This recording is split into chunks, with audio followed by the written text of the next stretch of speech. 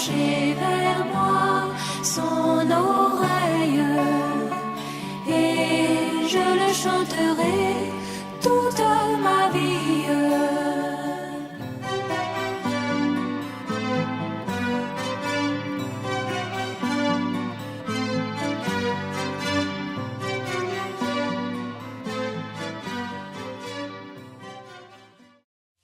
Amen. C'est vrai, s'il y a à servir, le meilleur à servir, c'est bien lui. Amen. Nous pouvons avoir plusieurs chefs de service, mais le meilleur, c'est le Seigneur. Amen. Nous avons des parents, mais le meilleur, c'est le Seigneur. Parce que quand nous étions vendus comme esclaves, le diable ne nous a pas acquis à prix d'argent. C'est pas sa ruse. Il nous a trompés. Mais le seul parent qui pouvait nous racheter, qui nous a rachetés, c'est lui. Encore. Amen. Donc, à plusieurs titres, il a vraiment tous les droits sur nous. Amen.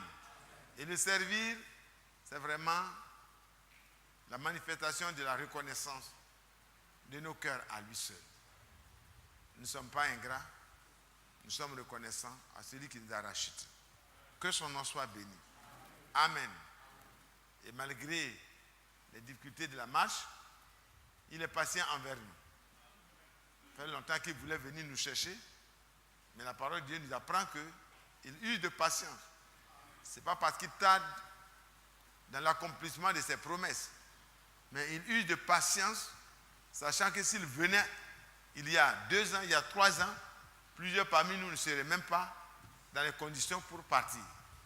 Et s'il venait ce soir, peut-être que d'autres encore parmi nous ne sont pas dans les meilleures conditions pour partir. C'est pour ça que Dieu use de patience. Et ceux qui ne savent pas, qui ne le connaissent pas, ou qui le connaissent apparemment, pensent que, voilà, il dit qu'il va venir, et voici des siècles passent, et il ne vient pas. Ils ne savent pas que la patience de Dieu, c'est notre salut.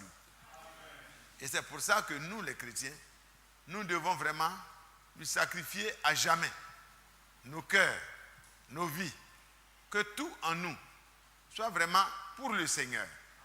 Nous n'avons rien d'autre que nous pouvons lui donner. David, quand il devait construire le temple, tout ce qu'il a eu dans les grands combats et qu'il avait gardé comme richesse acquise, vraiment, de longues luttes, de hautes luttes, vers la fin de ses jours, il dit à Salomon, son fils, voici, dit au peuple, de faire une offrande pour la construction du temple.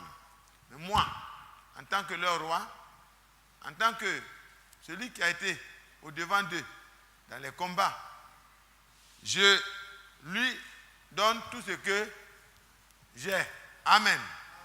Toutes ces richesses-là, je les ai gardées pour bâtir le temple de mon Dieu. Et puis il dit, qu'est-ce que j'ai d'ailleurs que je n'ai reçu de lui? Amen.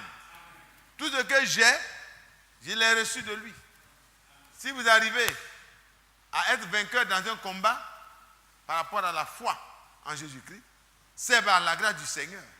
Amen. Aucun combat ne peut être gagné sans le Seigneur. Tout combat en dehors du Seigneur est d'office perdu. Amen. Mais tout ce que nous faisons sous la direction du Seigneur est d'avance gagné. Parce qu'il n'a jamais perdu un seul de ses combats. Alléluia. C'est pour cela que nous devons lui sacrifier effectivement à jamais nos cœurs. Que son nom soit béni, que son nom soit glorifié. Amen. Nous allons donc lire quelque chose que nous avons déjà médité avant de revenir sur notre sujet de demain ensemble. Nous allons aller dans le psaume 73.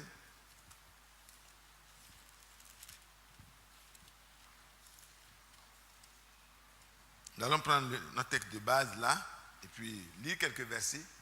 Et Frère Badi qui vient d'arriver, certainement aura l'occasion de nous conduire dans la prière pendant un bon moment.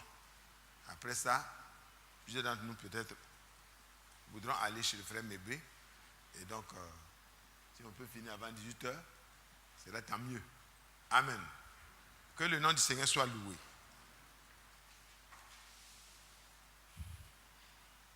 Nous allons donc nous lever pour la lecture. Nous disons bienvenue, bonne arrivée au serviteur de Dieu, notre frère. Psaume 73, versets 27 à 28. Car voici, ceux qui s'éloignent de toi périssent. Tu réduis au silence tous ceux qui te sont infidèles. Pour moi, m'approcher de Dieu, c'est mon bien. Amen. Je reprends. Car voici ceux qui s'éloignent de toi périssent. Tu réduis au silence tous ceux qui te sont infidèles. Pour moi, m'approcher de Dieu, c'est mon bien. Amen. Notre Père, encore une fois, nous demandons par ta grâce de nous éclairer, de nous conduire. Parce que ta parole est une lampe à mes pieds. Et aux pieds de mes frères et de mes soeurs, c'est la même chose. Dans nos cœurs, quand nous marchons, nous ne savons pas où diriger nos pas. Mais ta parole nous éclaire. Elle est une lumière aussi tout au long du sentier. Et c'est vrai, nous avons confiance en toi. Bénis-nous donc et qu'elle nous éclaire ce soir pour que nous soyons conduits à prier comme tu veux, afin que nous soyons sûrs d'être exaucés. Parce que toute prière qui est faite selon ta volonté, alors tu l'exauces déjà d'avance. Nous te remercions donc, parce que ce soir, ce ne sera pas une réunion de prière de plus, mais ce sera une vraie réunion où nous pourrons parler et écouter la réponse de Dieu venir dans notre vie et la voir s'accomplir parce que Dieu est fidèle. Sois béni, Père, au nom de Jésus-Christ. Amen. Asseyons-nous, s'il vous plaît.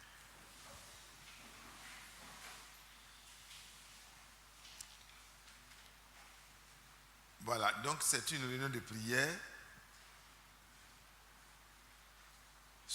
Nous pouvions faire même de chaque chapitre ici, chaque verset, toute une prédication longue.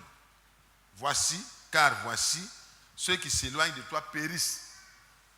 Tout au long des âges, tout au long des siècles, depuis que l'humanité a été créée, c'est clair, c'est établi que ceux qui prennent le risque de s'éloigner de Dieu, de s'éloigner de sa parole, de faire comme ils pensent, ils sont dans une situation de misère et de mort.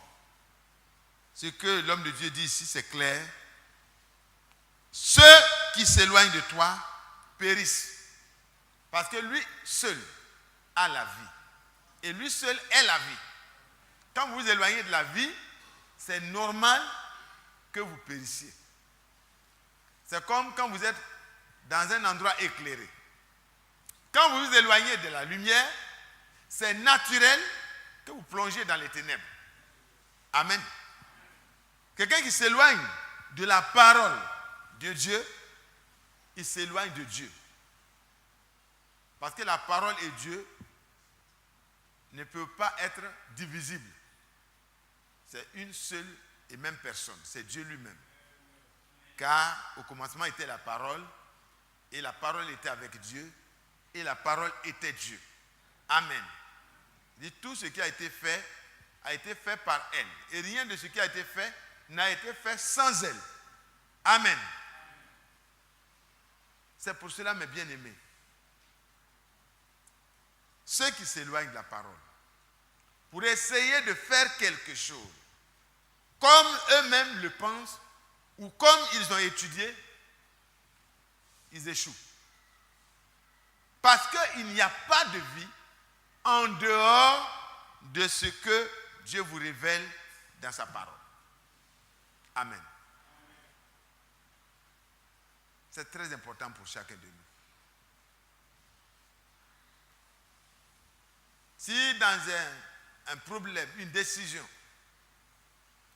dans ta vie, tu as dû prendre ton indépendance vis-à-vis de tous les enseignements qui t'ont été donnés, c'est le moment de revenir rapidement à la vie.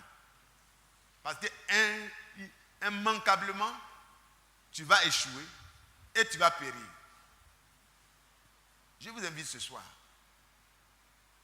à ce que chacun de nous entre en lui-même pour voir, pour sonder nos voies, pour voir réellement s'il n'a pas un endroit quelconque où nous avons mis ce que Dieu a dit de côté pour essayer ce que nous pensons être bon. Les enseignements qui sont donnés dans cette église, je pense que comme il nous a été dit un jour dans une prédication ici, nous sommes ceux qui avons beaucoup reçu et il nous sera beaucoup redemandé. Quelqu'un qui quitte une maison en plein temps de pluie, amen, comment voulez-vous qu'il ne soit pas mouillé? Il sera mouillé. Et les dégâts lui seront imputables. Parce qu'il y a un abri sûr. Si tu sors de l'abri, tu es hors de l'abri. Il y a un seul abri, c'est le Seigneur. Frère, la parole de Dieu est éprouvée. Cette parole-là, si vous la reprenez, vous la tournez, vous prenez de la Genèse jusqu'à l'Apocalypse, vous verrez que tous ceux qui s'éloignent du Seigneur périssent. Que ce soit dans le domaine physique, dans le domaine spirituel, dans n'importe quel domaine, prenez quelqu'un qui laisse ce que Dieu donne comme modèle et qui s'éloigne de ça pour faire comme il a appris ailleurs, mais il ne peut pas aller loin. Il ne peut même pas aller loin. C'est pourquoi c'est bon de revenir à ce que le Seigneur veut. Dans toutes nos voies, ceux qui s'éloignent du Seigneur périssent. Mais celui qui marche dans les voies du Seigneur, il prospère à tous égards. La prospérité, ce n'est pas ce que les hommes prêchent aujourd'hui partout. Non, ce n'est pas de ça que nous parlons. Prospérer, c'est plus profond que cela. Amen. La vraie prospérité, c'est ce que nous avons lu. Pour moi, m'approcher de Dieu, c'est mon bien. Amen. Vous voyez? M'approcher de Dieu. C'est là mon bien. C'est là mon trésor. C'est là mon bonheur. C'est là ma santé. C'est là ma joie. C'est là ma richesse. M'approcher de Dieu. Si tu peux être bien en dehors de la présence de Dieu, c'est que ton bien là n'est pas pour longtemps. Ton bien-être n'est pas pour longtemps. Les circonstances peuvent changer et tout se bouleverse dans ta vie. Mais si tu as connu comme cet homme de Dieu, ce frère, ce bien-aimé, Asaph, que t'approcher de Dieu, c'est ça le vrai bien. Alors, toutes les autres choses te sont données par-dessus tout. Ce soir, mes bien-aimés, nous allons prendre quelques éléments pour illustrer cela, pour que nous soyons encouragés à nous approcher de Dieu, dans la crainte de Dieu. Là où nous sommes éloignés des voies de Dieu, que nous soyons encouragés à quitter la mort pour venir dans la vie. Parce que s'éloigner de Dieu, c'est mourir. Tu réduis au silence tous ceux qui te sont infidèles. C'est clair, c'est la vérité. M'approcher de Dieu, c'est mon bien. C'est sur cette base-là que nous allons ouvrir quelques versets et lire quelques éléments. Amen. Déjà dans Ésaïe, quelques années plus tard, voyez, le Saint-Esprit parle par la bouche d'Ésaïe pour dire: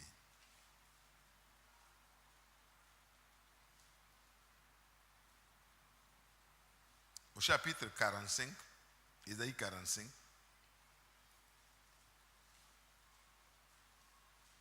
au verset 21. Déclarez-le et faites-les venir, qu'ils prennent conseil les uns des autres. Amen. Qui a prédit ces choses dès le commencement et depuis longtemps les a annoncées? N'est-ce pas moi, l'Éternel? Il n'y a point d'autre Dieu que moi. Je suis le seul Dieu, juste et qui sauve. Tournez-vous vers moi et vous serez sauvés. Dieu invite l'homme. Telle voie paraît bonne aux yeux de l'homme, mais son issue c'est la mort. Dieu nous ramène, il nous rappelle, il nous dit que il y a des hommes ou des dieux qui ont tenté de se faire passer pour Dieu, mais ça ne marche pas. Il y a un seul qui prédit avant que la chose arrive. Il dit, qui a prédit dès le commencement et depuis longtemps a annoncé ces choses? N'est-ce pas moi, l'Éternel? Vous voyez, c'est bon d'être avec ce Dieu-là, parce qu'il voit, dès le commencement, il voit déjà la fin. Il peut en parler. Il les déclare. Et il les fait arriver à l'accomplissement. Amen. Il dit, je les ai annoncés dès le commencement. N'est-ce pas moi? Je suis le seul Dieu qui est juste et qui sauve. Amen. Est-ce que vous voyez? Qui vous voyez dans cette, ce qui est dépeint ici? C'est Jésus. Il est le seul qui est juste et il est le seul sauveur. Il n'y a pas un autre qui sauve en dehors de lui. C'est pour cela, frères et sœurs, ne vous découragez pas. S'il y a des difficultés dans la marche, la meilleure manière, ce n'est pas de s'éloigner de Dieu pour trouver des compromis, pour trouver des solutions. Non. Ceux qui s'éloignent de Dieu pour trouver une solution en dehors de la volonté de la parole de Dieu, de ce qui nous est enseigné en tant qu'enseignement apostolique dans cette église, ceux qui s'éloignent et qui font à la tête sont dans un risque très dangereux. Parce que Jésus est le Dieu véritable et la vie éternelle. Et tout ce qu'il a dit à ses apôtres, il l'a répété dans notre âge par l'envoi de son prophète. Ce n'est pas pour que nous ayons des connaissances seulement, mais c'est pour que nous puissions nous tourner vers lui et recevoir la vie, la vraie vie. Une marche pleine de vitalité. Parce qu'en tant que le bon berger, il est venu avec ses brebis, c'est-à-dire ceux qui le suivent, ceux qui l'écoutent, ceux qui se laissent guider, ceux qui se laissent conduire par lui, aient la vie et qu'ils aient la vie en abondance. Qu'ils soient dans l'abondance, en tout. Frères, tournez-vous. Tournons-nous vers le Seigneur. Parce que, quelle que soit ta préoccupation ce soir, le Seigneur a déjà prévu la solution. Ce qu'il attend, c'est que tu te tournes vers lui. C'est que tu comprennes que ton seul bien, c'est Jésus. C'est dans lui seul. Parce que quand l'homme était perdu, éloigné de Dieu, il n'y a pas de prospérité possible en dehors de la présence de Dieu. Nous étions, comme nous le chantons, dans le désert aride, perdus loin du Sauveur. Chacun marchait, l'âme avide de joie, de paix et de bonheur. Et vous savez que, frère, quand vous regardez les grands empereurs, les chefs d'État, les ministres, les grands hommes d'affaires qui sont prospères, ils sont même classés parmi les multimilliardaires les plus grands du monde. Quand vous partez et que vous avez un entretien personnel avec ces personnalités, si ces personnes n'ont pas rencontré Dieu comme Job, alléluia, Job, c'était une personnalité hors classe dans tout l'Orient. Mais à la différence des autres de notre temps, Job connaissait le seul vrai Dieu. Il avait même déjà vu la rédemption à l'avance pendant le temps de la difficulté et des épreuves très difficiles qu'il a connues.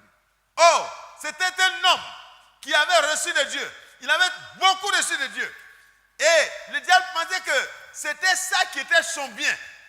Le bien de Job n'était pas les richesses. Les biens de Job n'étaient pas les chameaux, les ânes, les brebis, les quoi.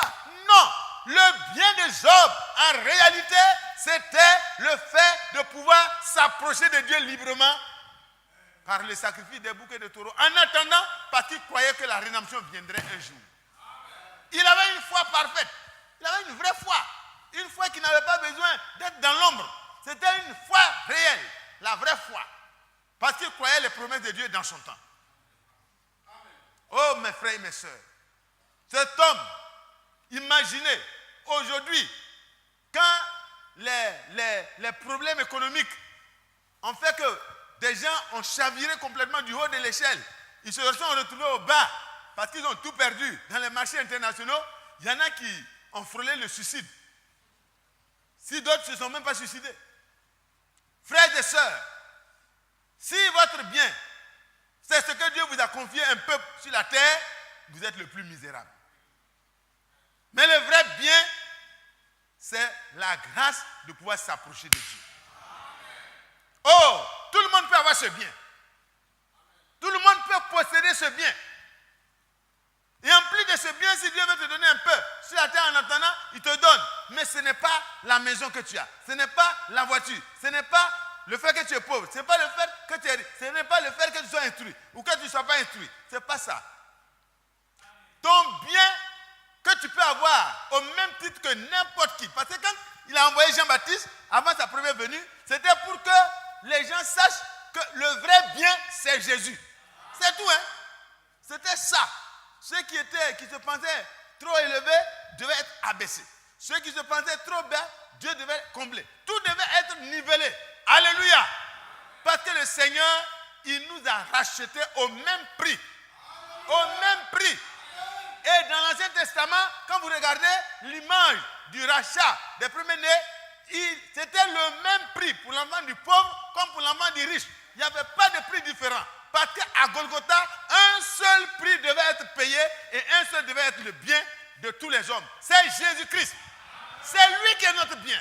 S'approcher de lui, oui, c'est un privilège. Et chaque frère, chaque soeur doit entrer dans ce privilège.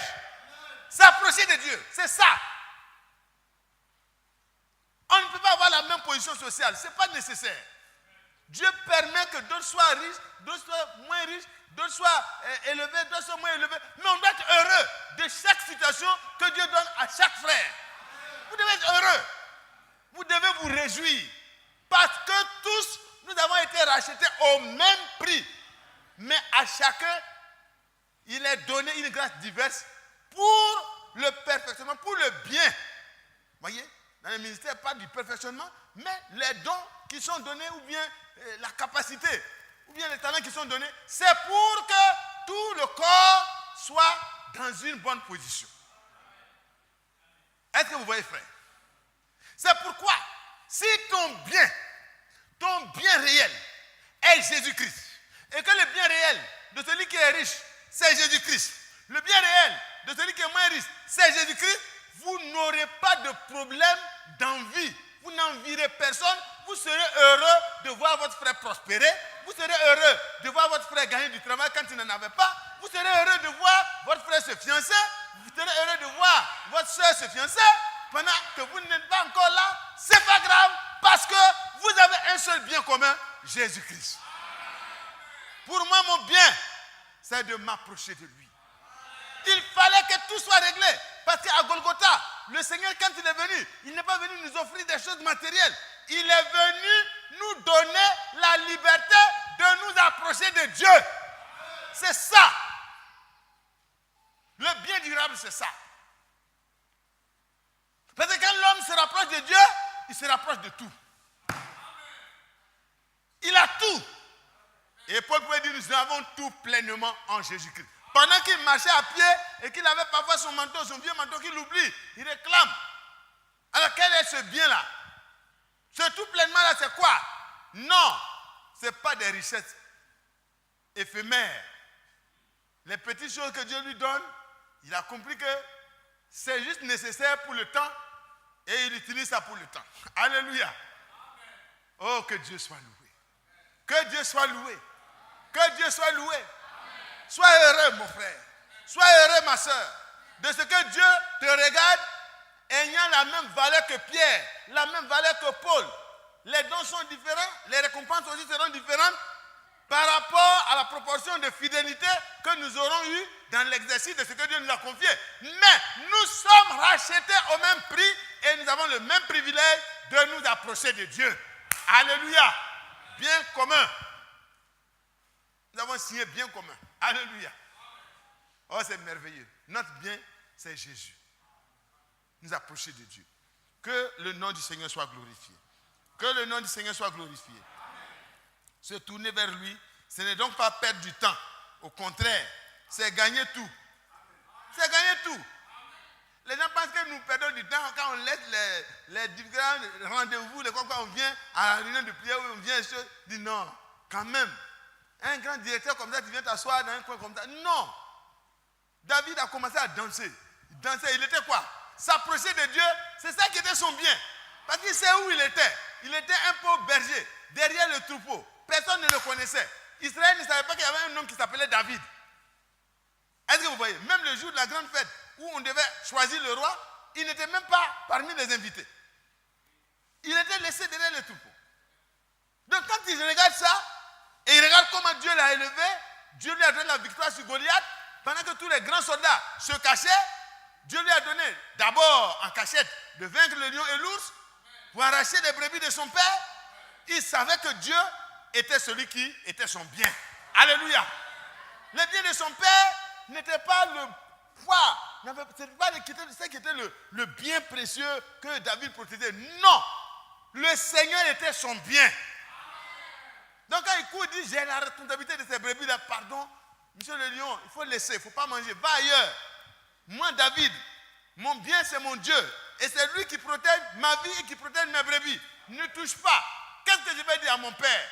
Si le monsieur ne s'occupe, le lion ou l'ours ne l'entend pas dans sa supplication, alors c'est une lutte qui s'engage. Et quand la lutte s'engage, en réalité, vous voyez le petit David en train de lutter, mais en réalité, l'ange de l'Éternel est là, campant autour de David et l'arrachant au danger que la patte de l'ours constitue et que la gueule du lion constitue. Parce que le Seigneur est là pour le défendre. Pourquoi? Parce que son bien, c'est le Seigneur. Il le connaissait en secret. Et quand cet homme, un jour Dieu le prend, il loin, devant ses frères, au milieu de ses frères, comme roi, et qu'il voit la souffrance qui s'ensuit, la victoire sur Goliath, il regarde tout ça. Et puis finalement, il accède réellement au trône de manière visible, de manière matérielle. Non, cet homme ne pouvait pas faire du trône son bien. Est-ce que vous voyez, frère? Le problème dépend de votre expérience avec Dieu. Si vous avez une expérience réelle avec Dieu, même si Dieu vous élève et vous fait le plus grand, vous serez toujours dans une position d'humilité dans votre cœur. Parce que vous avez compris que ce que Dieu vous a confié n'est qu'une chose confiée. Vous n'êtes que l'intendant, vous n'êtes que l'administrateur, mais le dispensateur, le propriétaire, c'est Dieu. Et c'est lui qui est votre bien. C'est lui qui est votre bien. Le posséder, c'est posséder tout le reste. Être possédé de lui, c'est être en dit. Oh, mais c'est merveilleux, c'est merveilleux. Donc David s'est mis à danser. Maintenant, sa femme n'avait pas la révélation que ce n'était pas une affaire de mon peuple, je suis le grand, je suis tant. Elle le regarde, elle dit, mais comment? Comment le grand roi d'Israël, David que tout le monde craint, tu as pu enlever tes vêtements et puis attacher, et puis en train de danser devant ton peuple. Il dit, David, tu m'as fait honte aujourd'hui. Mon mari, ce n'est pas une affaire de mon mari, hein? C'est une affaire de petit David devant le grand Dieu. Alléluia. Alléluia. Il n'y a qu'un seul grand Dieu. Et nous sommes ces petits enfants, ces petits serviteurs, ces serviteurs inutiles même. Il dit, quand vous aurez fait quelque chose sous la puissance du Saint-Esprit, et que ça sera tellement bien fait, quand vous aurez fini de le faire, dites quoi? Je suis un serviteur inutile. Ça veut dire que sans moi, Dieu peut continuer son chemin. Alléluia. Je suis un serviteur inutile. Dieu ne peut pas, je ne suis pas indispensable au plan de Dieu. Il peut se passer de moi, il peut se passer de chacun. Si le prophète est parti, le frère Franck, il pensait que tout le ciel s'écroule. Ce jour-là, le frère Franck a pleuré. Il a pleuré. Il dit, mais si le prophète, ce prophète puissant en œuvre, puissant en action, par le Saint-Esprit, s'il n'est plus là, comment l'épouse va être achevée de sa préparation? Parce que nous attendions que lui, il nous prépare. Mais en réalité, le Seigneur lui a dit oui. Il a fini le mandat qui lui a été donné. Il a emmagasiné la nourriture qui devait servir à la préparation du peuple de Dieu. Et quand en 1933, Dieu parlait, Dieu ne parlait pas du prophète lui-même. Il parlait de la parole incorruptible, de la parole immuable qui a été déposée dans la bouche du prophète et qui a été déposée dans le cœur du peuple de Dieu. Alléluia. C'est cette parole-là qui a été emmagasinée qui devra servir à préparer le peuple. Quand le peuple se tournera vers cette parole, quand le peuple prendra garde à cette parole, quand le peuple fera de cette parole son bien, son seul bien, alléluia, alors le reste du programme de Dieu se déploiera et les fils de Dieu seront manifestés.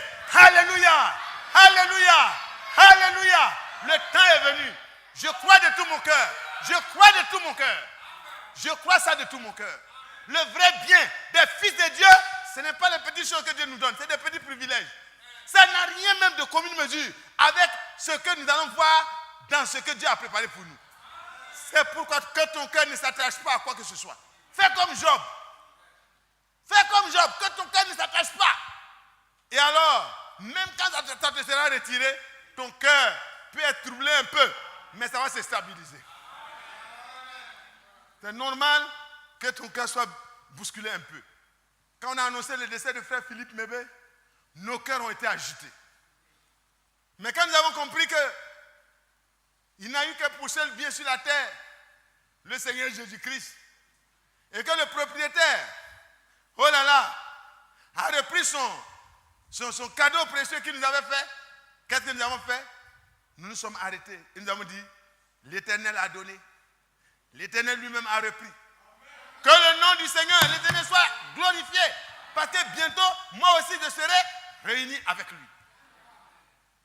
C'est pas bon ça? Oh, que Dieu vous bénisse. Je vous aime, mes frères. Nous prenons dans Hébreux au chapitre 10.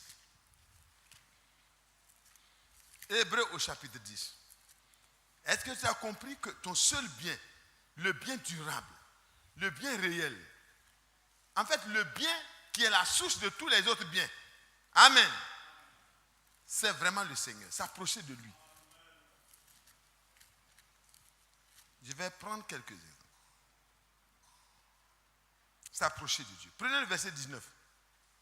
Hébreux 10, à partir du verset 19. Ainsi donc, nous avons au moyen du sang de Jésus-Christ une libre entrée dans le sanctuaire par la route nouvelle et vivante qu'il a inaugurée pour nous au travers du voile, c'est-à-dire de sa chair. Et nous avons un souverain sacrificateur établi sur la maison de Dieu. Et voilà ce que, ça c'est les dispositions que Dieu lui-même a prises. Et voilà ce qu'il apprend, il attend de nous. L'invite qu'il fait à l'endroit de chacun de nous. Approchons-nous donc. Ah, voilà le bien. Toi, frère, toi, sœur, qui a des difficultés, qui a des besoins, qui a vraiment des choses dont tu veux comprendre pourquoi c'est comme ça, pourquoi c'est comme ça. Dans le psaume 33 que nous avons lu, le frère, il était un peu agité quand il voyait les gens réussir autour de lui. Les méchants, ils arrivent à faire des tripatouillages, ils réussissent à faire des empires financiers à gauche, à droite, pendant que lui, il se lave les mains dans l'innocence. Il dit, mais vraiment, mon cœur était près de, mes pieds étaient près de glisser, parce que je portais envie aux méchants, en regardant comment ils réussissent. Mais la chose était très compliquée à comprendre à mes yeux. Pourquoi Dieu les fait prospérer? Pourquoi Dieu leur donne comme d'être en embonpoint pendant que nous souffrons? Pourquoi? Il dit, c'était difficile jusqu'à ce qu'il entre dans le sanctuaire. C'est là qu'il a compris qu'en réalité, c'est nous qui sommes les privilégiés. Parce que celui qui a pour bien le Dieu d'Israël, le seul vrai Dieu, c'est lui qui a le vrai bien. Et ici, vous voyez, le sacrifice de Jésus-Christ est le moyen que Dieu te donne. Et le frère Branham a prêché qu'il n'y a pas un autre lieu où l'homme peut rencontrer Dieu, où Dieu pourra accepter de rencontrer l'homme, si ce n'est sous le sang du sacrifice de Golgotha. Alléluia! Alléluia! Quand l'homme, qui était le prince de toute la création, s'est éloigné de Dieu, la mort a commencé à rentrer dans toute l'espèce humaine et même dans la créature. Et toute la création, comme il a dit dans Romains au chapitre 8, à partir du verset 19, toute la création gémit et soupire après notre rétablissement total. Alléluia. Oui, parce que la création est vouée vraiment à ces difficultés-là à cause de nous. Ce n'est pas parce que la création veut. La création, en réalité, n'a pas commencé la désobéissance. C'est nous qui avons créé tous ces problèmes. On tue les moutons, on tue les quoi, on tue même les arbres de la forêt. On coupe. Quand je vois chaque bulldozer, je vois chaque grumier en train de transporter des troncs d'arbres. C'est des vies qui ont été coupées complètement comme ça. Et tout ça, la création soupire. Elle attend le moment où elle va refleurir. Oh, mais il faut que le prince soit rétabli d'abord. C'est pourquoi, toi et moi, ce soir, nous qui avons eu la grâce d'entendre cette bonne nouvelle, nous devons comprendre que le plus grand privilège, ce n'est pas de rester à la maison, d'être serré, à calculer notre argent, à faire des petits calculs. Non. Ce qui est meilleur, tant qu'on peut se départir des choses qui sont nos responsabilités temporaires, sachant que le plus grand bien que Dieu nous a donné, c'est d'entrer librement dans le sanctuaire. Personne n'entre dans la présence de Dieu et ne ressort en regrettant. Ce n'est pas possible. Tu rentres sec, tu ressors réverdi. Tu rentres déçu et tu ressors avec la paix. Tu peux entrer même avec des pleurs, des larmes, des douleurs, mais tu ressors avec la consolation que sa présence donne toujours. C'est possible. Et il est toujours prêt à le faire. Il dit, approchons-nous. Ainsi donc, frère, au moins du sang de Jésus-Christ, nous avons une libre entrée au sanctuaire. Quelqu'un qui accepte de reconnaître que c'est à cause de lui que ce sang-là a été versé. Avant, c'était le sang des bouquets de taureaux. Et le souverain sacrificateur était obligé de répéter, premièrement pour lui-même et après pour le peuple. Et pour entrer dans le sanctuaire, dans le Saint des Saints, c'est une fois par an. Mais avec le sang. Mais aujourd'hui, par le sang de Jésus-Christ. Alléluia. Oh, quand il a ressuscité ce matin de la résurrection, Marie l'a vu. Elle a voulu saisir ses pieds. Et puis, il a dit quoi? Non, ne me touche pas. Parce qu'il faut que je monte vers mon Père, vers votre Père, vers mon Dieu, vers votre Dieu. Pourquoi? Parce que le sang de la rédemption devait être offert. Il devait mettre ça dans le sanctuaire plus élevé que le sanctuaire terrestre.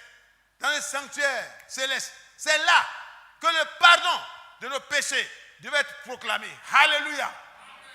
Le temps de la grâce devait s'ouvrir pour toute l'humanité. C'est-à-dire les hommes peuvent revenir vers Dieu et s'approcher de Dieu pour avoir le plus grand bien. Oh, libre tu es. Tu peux t'approcher de Dieu. Je vais vous donner maintenant les exemples des gens qui étaient dans les difficultés, les conséquences du péché adamique. Et quand ils ont compris que c'est en Jésus-Christ que Dieu rencontre l'homme, ils sont allés rapidement. Et regardez ce qui est advenu à leur vie. Afin que ce soir, ça te donne envie. Toi aussi, mon frère, toi aussi, ma soeur, qui est si proche de ce privilège, mais qui n'en use pas, pour que tu plonges ton cœur dans la sainte présence de Dieu et que tu parles à Dieu pour toi-même, tu parles à Dieu pour tes frères, tu parles à Dieu.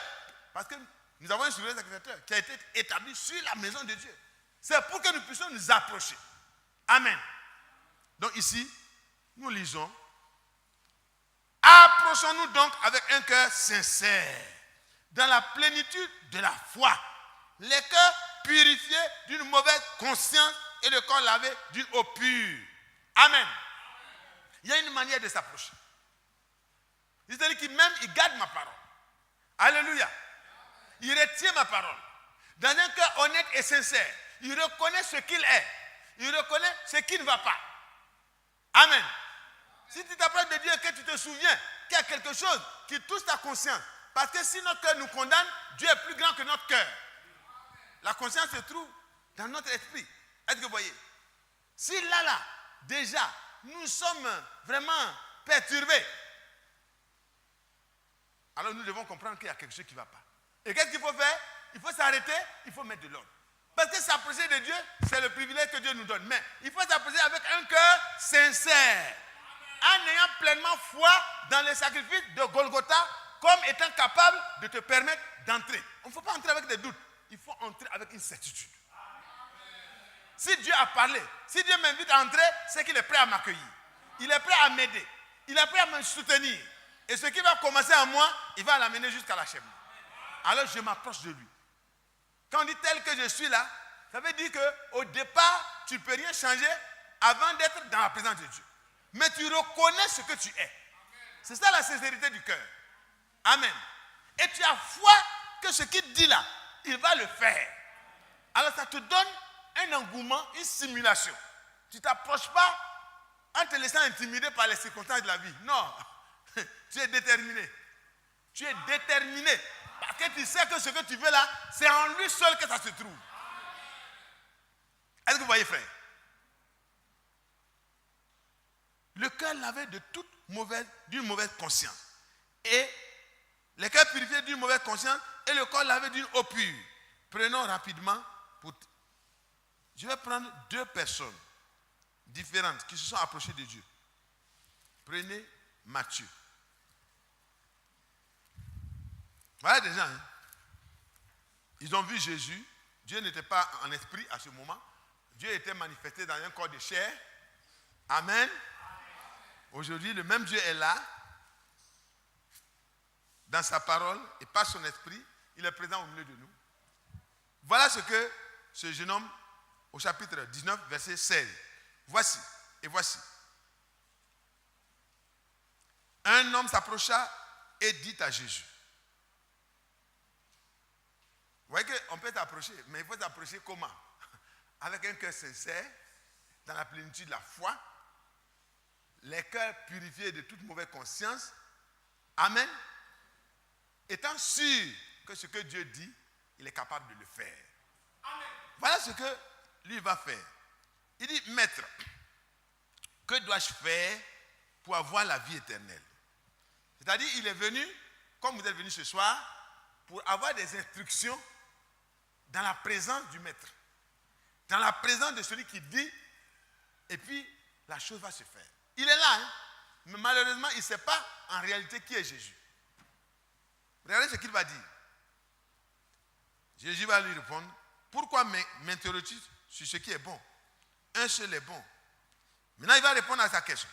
Si tu veux entrer dans la vie, parce que vous voyez, s'éloigner de Dieu, c'est perdre la vie, c'est périr. Mais s'approcher de Dieu et faire du Seigneur son seul bien, alors c'est avoir la vie. Et il répond à cet homme de manière très profonde. Il dit, si tu veux avoir la vie, regardez bien, hein? Il va l'éloigner de tout ce qui l'encombrait et l'éloigner de la vie. Et il va lui dire, voici la vie, approche-toi de lui et marche avec la vie. Vous allez voir ce qu'il va faire. Je veux que nous ne puissions pas prendre ce mauvais exemple ce soir.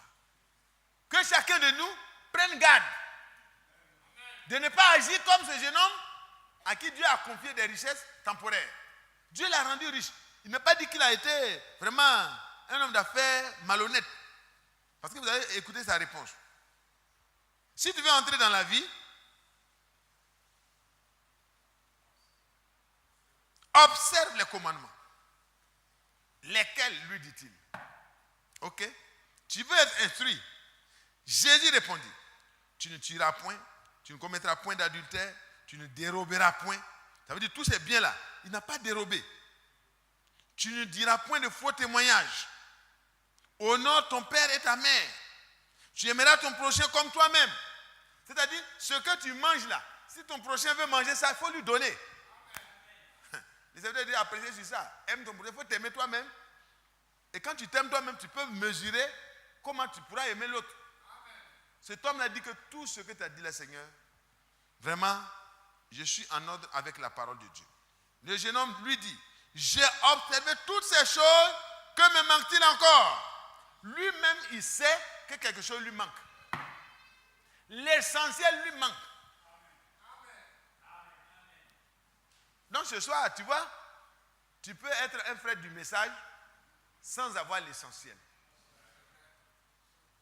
Tu peux être un frère du message, informé très bien, connaissant beaucoup de choses, mais être vide comme une coquille, comme une cymbale qui retentit.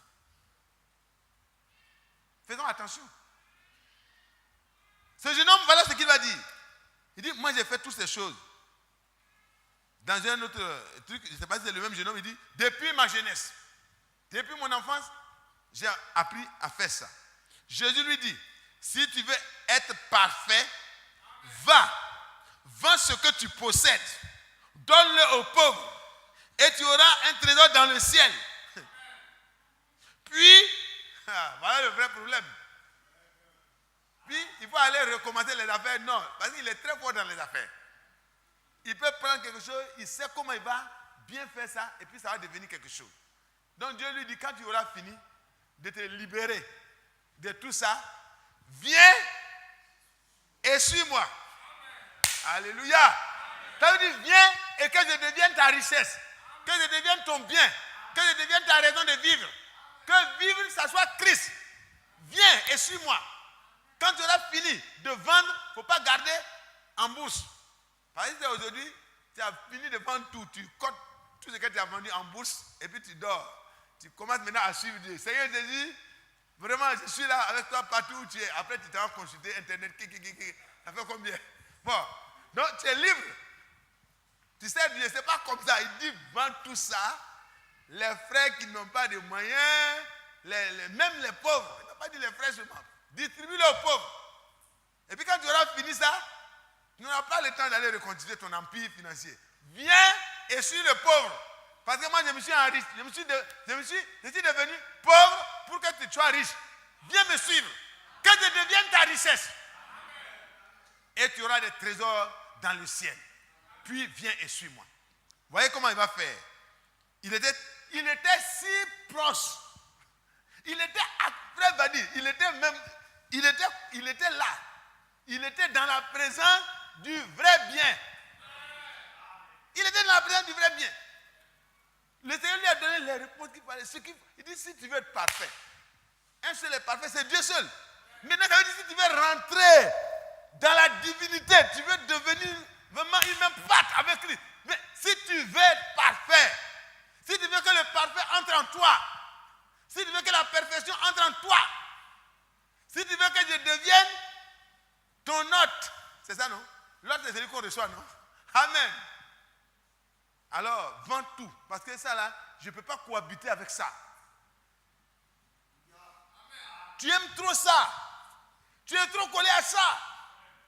Tu poursuis trop ça. Tu as trop peu de temps pour moi. Tu auras trop peu de temps pour moi. Non. Jésus ne veut pas discuter ton cas avec quelqu'un d'autre. Alléluia. C'est le même mari. Alléluia. Alors, qui a déjà accepté par gentillesse de partager sa femme avec quelqu'un? Si ce n'est pas le détraquer. En tout cas, quelqu'un qui fait ça, c'est que ça ne va plus. Il est vraiment malade. Même s'il est le plus grand intellectuel, il est malade. Et Jésus, il ne veut pas partager le cœur de cet homme, ce jeune homme riche. Il dit, il faut vendre tout. Et puis tu vas venir, tu vas me suivre. Après avoir entendu ces paroles, le jeune homme, en réalité, ce que ça veut dire, si c'était Jésus qui était là, représenté matériellement, le jeune homme a fait quoi? Il a pris tous ses bagages, il a abandonné la vraie richesse, il a abandonné la vraie vie, il a abandonné tout ce qui est le plus important et il s'est éloigné. Alors que celui qui s'éloigne de toi, ceux qui s'éloignent de toi périssent. Est-ce que vous voyez, frère? Il est parti pour mourir. Il allait certainement, c'est devenu l'homme le plus virulent contre Jésus. Regardez-moi ça. Comment il peut, moi, il sait comment j'ai gagné mon bien. Je n'ai jamais trompé quelqu'un. Je n'ai jamais... Oh non, moi je suis un homme d'affaires droit clair. Je suis un homme d'affaires du plein évangile. Un homme d'affaires qui marche vraiment dans le commandement de Dieu. Je n'ai jamais fait du mal à mon prochain. Je partage. Quand quelqu'un est dans le problème, je lui donne au moins 500 francs. Il mange. J'aime mon prochain comme moi-même. Mon cher ami, c'est pas vrai. Nous allons partir dans Luc. Vous allez voir un autre type de jeune homme. Lui, il s'éloigne de la vie. Et vous allez voir que l'autre va chercher la vie. Et il va trouver la vie. Gloire à Dieu. Gloire à Dieu. Et après, chacun de nous se fera son idée. Qu'est-ce qu'il décide? Verset 1. Luc 19, verset 1. Jésus étant entré dans Jéricho, traversa la ville.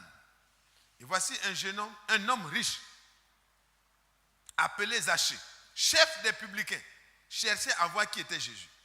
Mais il ne pouvait pas, il pouvait y parvenir à cause de la foule, car il était de petite taille.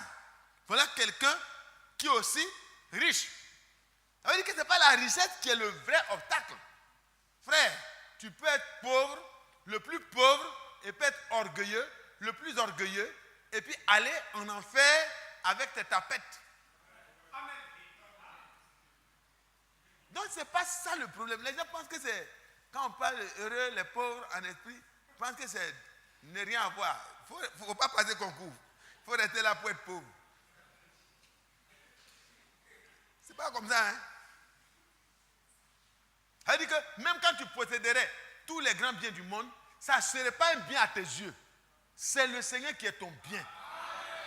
Donc pour les choses de la terre là, les gens voient que tu as beaucoup. Mais toi-même, tu ne vois pas ça. Ton bien c'est le Seigneur. Ton esprit est attaché au Seigneur. Tu es préoccupé par les choses du Seigneur. Et pendant que tu es préoccupé par les choses du Seigneur, le Seigneur fait avancer les choses derrière toi. Alléluia. Tu m'as dit ça, c'est pas moi qui les appelle. C'est le Seigneur. Alléluia. Les miracles accompagnent ceux qui ont cru. Les miracles n'accompagnent jamais ceux qui courent après les miracles. Que Dieu soit loué. Voilà un Zachée.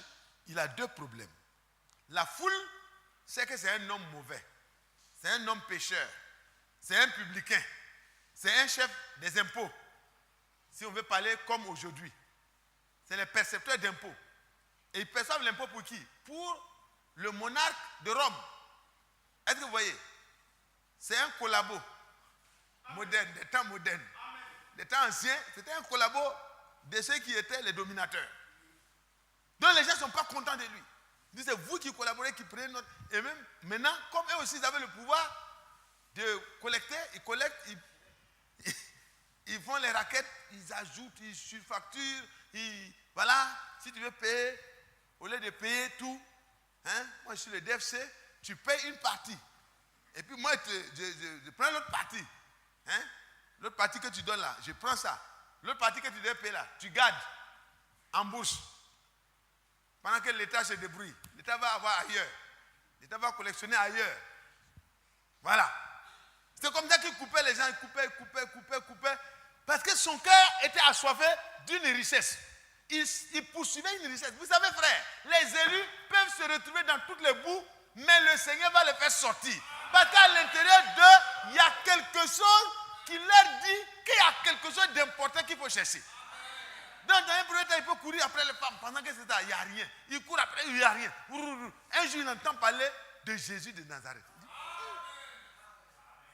Alors, il écoute chaque fois, il finit son travail, il s'en va, il s'assoit tranquille, il dit, bon, l'actualité, qu'est-ce qu'il a fait aujourd'hui? Son actualité, ce n'était pas les journaux, n'importe comment. Hein.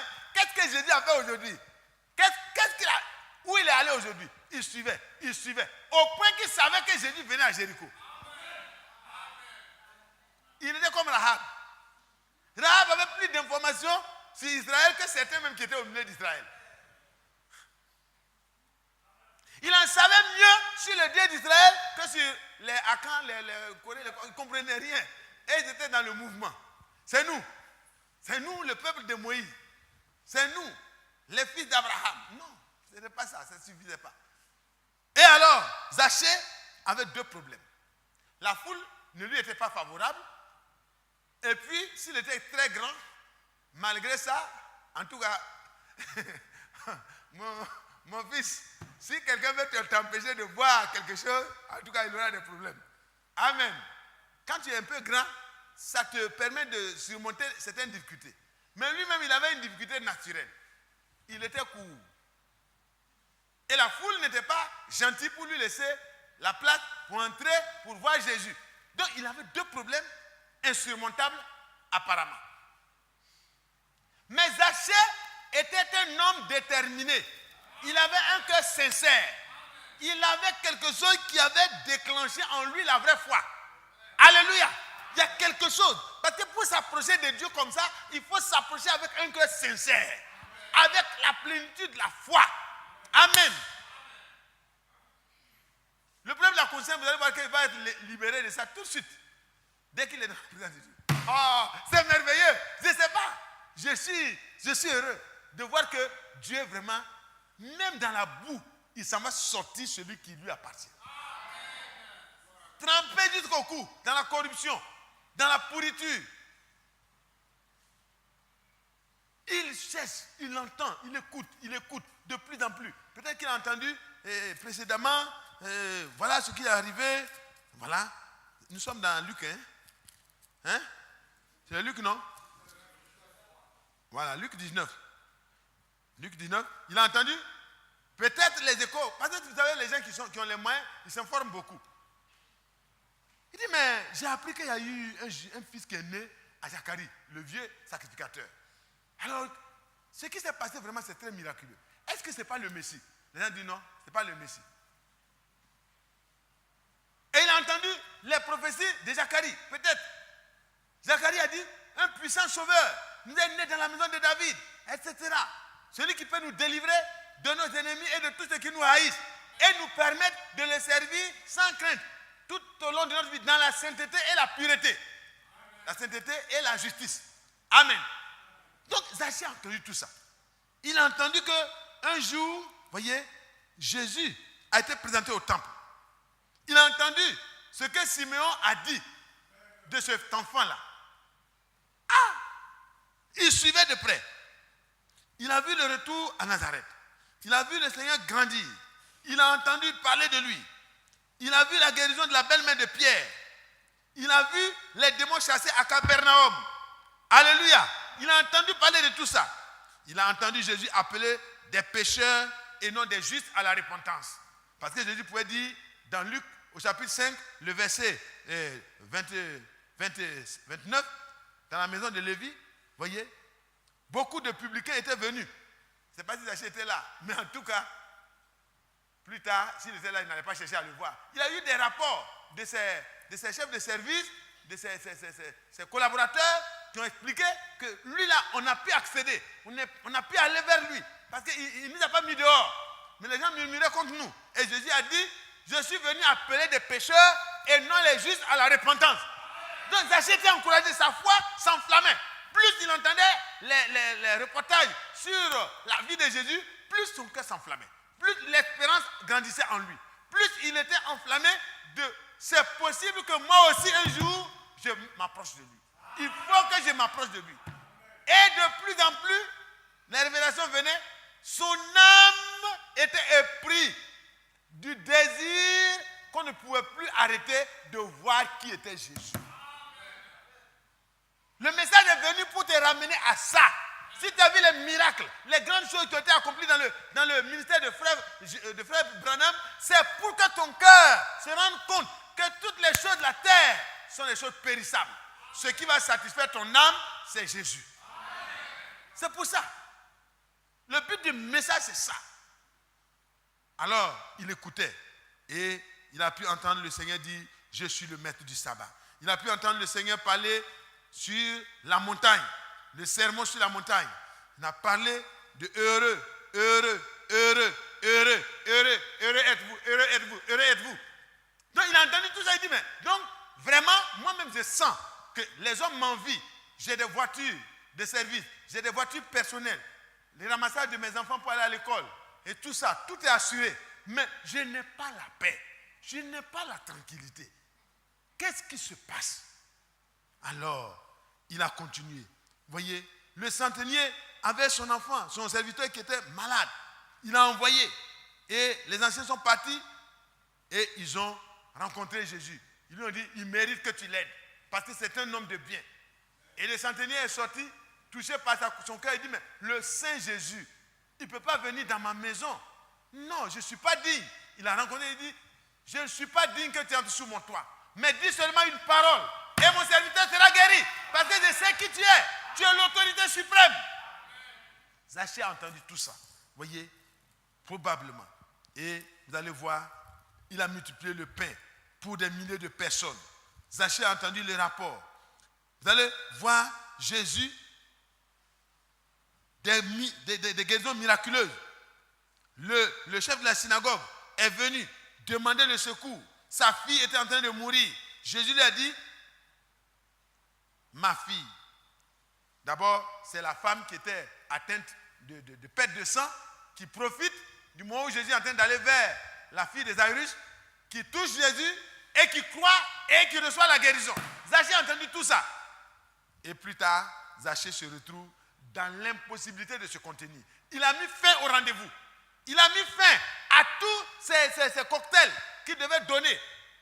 Zachée est venu et il avait un seul problème qui méritait d'être résolu avant tous les autres programmes. Il faut que je m'approche de lui, que je le vois au moins, même s'il n'arrive pas à me voir, que moi aussi je puisse le voir. Mais il ne savait pas que dans le programme de Dieu, dans le calepin de Dieu, quand Jésus était dans la présence du Père, oh, cette nuit-là, c'était le programme principal de la journée.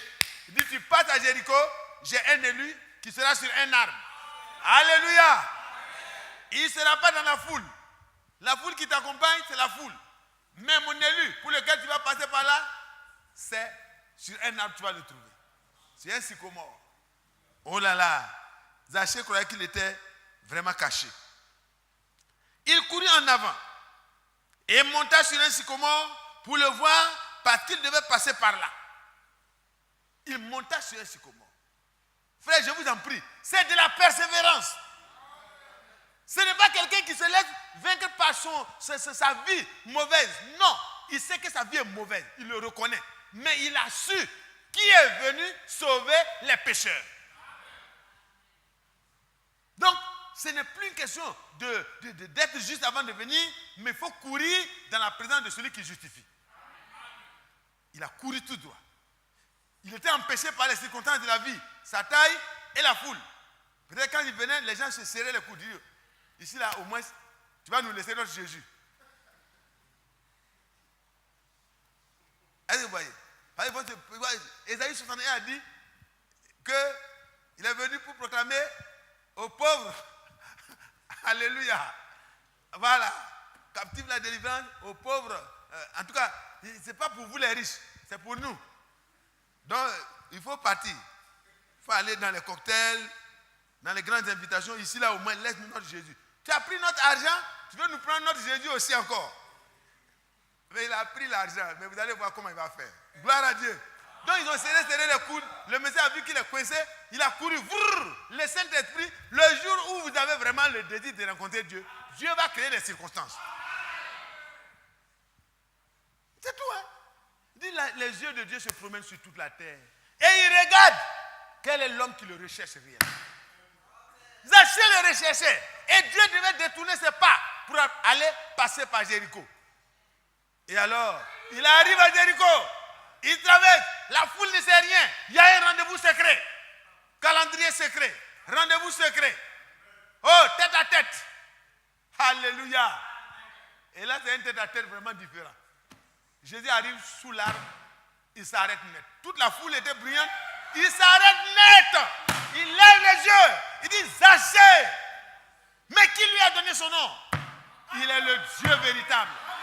Oui, c'est lui. C'est le même qui s'est tenu dans la présence d'Abraham et qui a tourné le dos à la tente, qui a dit, Sarah, ta femme, aura un fils. Et Sarah a ri en son cœur. Il a dit, mais pourquoi Sarah a-t-elle ri en son cœur, en se demandant comment cela peut arriver? Oui. Est-ce qu'il y a quelque chose qui soit impossible de la part de l'Éternel? Oh, c'était suffisant pour corriger tout. Alléluia. Alléluia. Alléluia. Quand Jésus a croisé les regards de Zachée, c'était la profondeur qui appelle la profondeur. Il y avait une profondeur de désir. Ce soir, mon frère, si Jésus est ton seul bien, quand nous allons nous mettre à genoux, quelque chose va se passer. Oui, j'ai la certitude que Jésus veut te bénir. Quel que soit ton passé, Jésus peut tout transformer. Le plus vil des pécheurs comme moi, il peut en faire un prince du royaume. Frères et sœurs, il pose le problème direct. Il dit, Zachée, Zachée. Oh, alléluia. Hâte-toi de descendre. Il dit, descends vite. Pourquoi?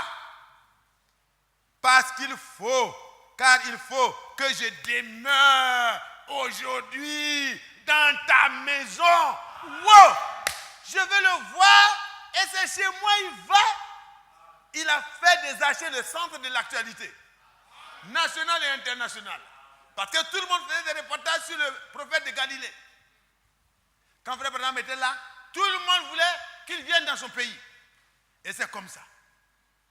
Zachée était devenu le centre de gravité de l'information et de l'actualité et des événements. Zachée, je ne sais pas comment il est descendu. Mais vous voyez que frère, la Bible c'est un résumé condensé. Quand on dit que comment, si on devait écrire tous les détails, le monde entier ne peut pas contenir les livres, imaginez-vous l'entraînement que ce monsieur a dû faire pour apprendre à monter. Un grand type, frère Badi, moi-même, ça ne fait pas longtemps qu'on n'a pas monté sur Admet. Aujourd'hui, là, si on te dit de monter sur Mangué, tu montais sur les rafias, tu montais sur les cocos, mais aujourd'hui, là, tu ne peux pas monter facilement. On enlève l'habit. Quand on arrive comme ça, on enlève l'habit, on dépose. Et puis c'est la patine nette pour ne pas déchirer l'habit que papa a donné. Et puis on monte. Ça fait des petites égratignures, mais on a eu le coco, on a eu la mangue, ça suffit. C'est la seule manière d'avoir. C'est la seule manière. Mais Zachée ne savait plus comment faire ça. Il marche. Et puis les serviteurs suivent avec les chariots. Patron, ça, c'est bon, hein? Il dit, bon, c'est bon. Et puis Zachée marche. L'homme riche court. Il marche. Il est en bon point. Il a tout. Les gens le suivent avec les chariots. Quand il arrive dans ton supermarché, tu es content. Tu dis, patron, bon, donnez-lui ce panier-là supplémentaire. C'est toi qui donnes, il n'a pas besoin de ça. C'est moi qui ai besoin, mais tu vas pas me donner. Amen. Et ce jour-là, Zachée descend. Comment il est descendu? Est-ce qu'il a sauté directement de la branche? Quand c'est comme ça, souvent, quand on dit descends, hâte-toi de descendre, on ne cherche plus là où on est monté. De la branche, Zachée a eu une énergie, tout. Et puis il a dit, ah, c'est lui encore. Il a gagné là-bas, il veut gagner ici encore. Et puis Jésus dit, oui, c'est chez toi, je m'en vais. Et puis Zachée est devant, et Jésus est derrière Zachée. Et toute la foule est obligée de tourner maintenant pour aller chez le pécheur. Et les gens ont commencé, les grands chefs religieux, il allait loger chez un homme pécheur, et quoi. Ils ont commencé à critiquer Jésus. Jésus et son Zachée, ils l'ont mis dans le même panier. Mais est-ce que ça change quelque chose au dessein de Dieu? Ça ne change rien au plan de Dieu. Le plan de Dieu est que le juste vivra par sa foi. Quand il aura confiance, il s'approchera de Dieu d'un cœur sincère, dans la plénitude de la foi, que Jésus seul peut changer sa vie et le rendre agréable à Dieu, tout est suffisant. Jésus est capable de l'amener à être délivré des démons, de l'amour de l'argent, des démons, de ce siècle présent, de tout, pour qu'il puisse servir Dieu dans la crainte, dans la sainteté, sans crainte, vous voyez, sans crainte des choses qui peuvent lui arriver, dans la sainteté et la justice, tous les jours de sa vie. Et Zachée arrive à la maison. Pendant que Zachée se tient, frère, si vous tenez dans la présence de Dieu, les prédications des serviteurs de Dieu ne seront pas des choses vaines pour vous. Ça va changer votre vie. Ça va changer votre vie. Parce que quand Zachée s'est tenu dans la présence de la parole vivante et permanente, qui sonde les sentiments, et qui sépare jointure et moelle, quand il s'est tenu là, il a compris que la vraie richesse c'est Jésus. Ce n'est pas quelqu'un, ce n'est pas un long enseignement. Non, immédiatement, c'est lui-même qui s'est levé. Il dit Seigneur, Seigneur, qui lui a dit que Jésus est Seigneur? Oui, c'est la révélation. Il savait que c'est lui le propriétaire de tout, y compris de lui, Zachée. Il dit, la moitié de tous mes trésors que j'ai mis ici là, je donne ça aux pauvres. Et il a commencé à faire sortir. Amen. Parce que c'est pratique, hein. Ce n'est pas des chèques barrés qu'il fallait déposer. Non. Pour eux, dans le temps, ce n'était pas des chèques barrés. Hein. C'est direct. Le coffre est là, les richesses sont matérialisées. Il a commencé à faire sortir. Et il a donné. Les gens ont dit, au départ, on va voir comment il va faire. C'est une affaire de Dieu là. Il est choses comme ça là. Mais immédiatement, ils ont déchanté. Parce qu'ils faisaient mieux que leurs pharisiens. Ils faisaient mieux que leurs grands pharisiens. Parce que déjà, dès le premier contact avec Jésus, ils donnent la moitié de ses biens aux pauvres. Les pauvres sont sortis en même temps, ils ont fini la réunion. Ils sont partis.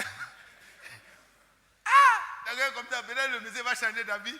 Il va dire, ramenez tous mes biens. Donc chacun prend et hop, Jésus, à demain. Mais Zachée, lui, il était resté. Parce que son bien, c'était Jésus. Il y a des gens qui suivent Jésus à cause de ceux qui peuvent être soutenus quand ils ont des problèmes. Oui, mais ce n'est pas bien. Ne vous arrêtez pas là. Jésus est la solution à tous vos prochains problèmes. Ne venez pas à Jésus parce que vous aurez des problèmes. Si vous croyez que vous aurez des problèmes, vous aurez vraiment des problèmes. Et Zachée se tient là. Il dit, tout ce que j'ai raquetté là, je leur donnerai 4 fois ce que j'ai pris. Si quelqu'un peut venir avec sa déclaration d'impôt, prouver que je l'ai trompé, je donne 4 fois. Qu'est-ce qui lui reste, frère Badi? Calcul. Monsieur le financier. Il n'y a plus rien. C'est fini. Et Jésus va déclarer maintenant. Alléluia. Vous êtes en train de le juger. Mais ça c'est qu'aujourd'hui, le salut est entré dans cette maison. Parce que cet homme que vous voyez, que vous avez vilipendé de tous les noms, est aussi un fils d'Abraham. Et dans Hébreux au chapitre 2, verset 14, 15, 16, il est venu en aide à la postérité d'Abraham. Oui, que Dieu vous bénisse. S'approcher de Dieu, que ça soit notre seul bien. Les autres choses, c'est des accessoires. Dans la marche. Si vous avez une voiture, c'est bien. Si vous n'en avez pas, ce n'est pas grave. Si vous avez une maison, c'est bien. Si vous n'en avez pas, ce n'est pas grave. Nous en avons de meilleurs et de solides et de blindés dans la présence de Dieu. Les bunkers de la terre n'offrent pas de sécurité. Mais la cité céleste, oh, rien d'impur n'entre là-bas. Que Dieu te bénisse. Jette tous tes biens. Et le Dieu Tout-Puissant t'offrira ses biens.